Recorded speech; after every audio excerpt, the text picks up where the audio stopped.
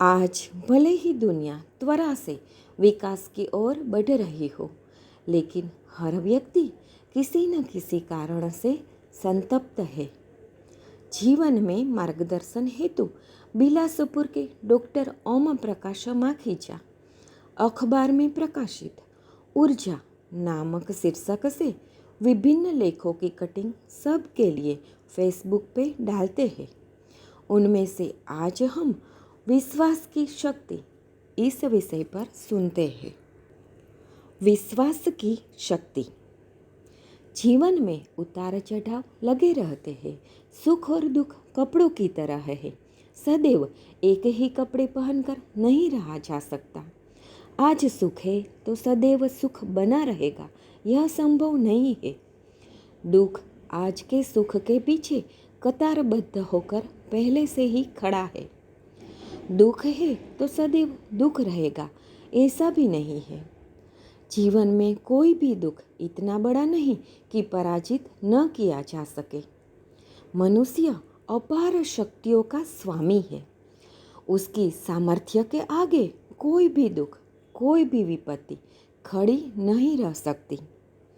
सुरक्षित रहना मानव शक्ति का परिचायक है। वास्तविक शक्ति आत्मबल है। सुख है तो संयमित रहे और दुख में धैर्यवान बने। संयम और धैर्य विश्वास से आते हैं। मन में अटल विश्वास हो जीवन के सुमार्ग पर चलने का। पंछियों को देख मनुष्य ने विश्वास किया कि वह भी उड़ सकता है, तो उसने वायुयान बना लिया।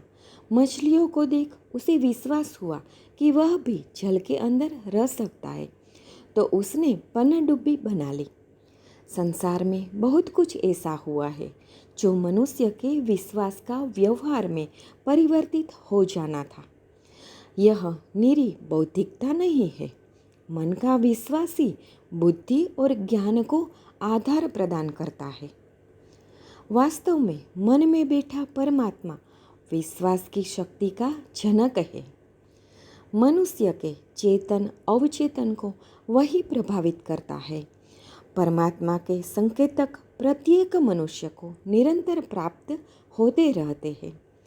मन और मस्तिष्क यदि अज्ञान स्वार्थों के कोहरों से आच्छादित है, तो उन संकेतकों को धारण करना कठिन हो जाता है।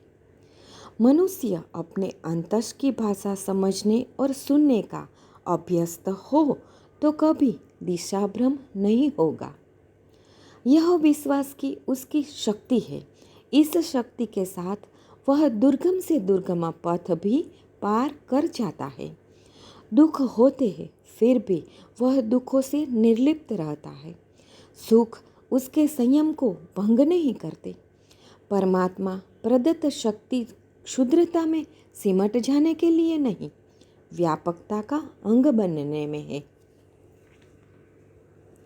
अंत में विश्वास की शक्ति की गहनता को समझने की ईश्वर से सद्भावना याचते हुए इस लेख को पूर्ण करती हूँ। अस्तु।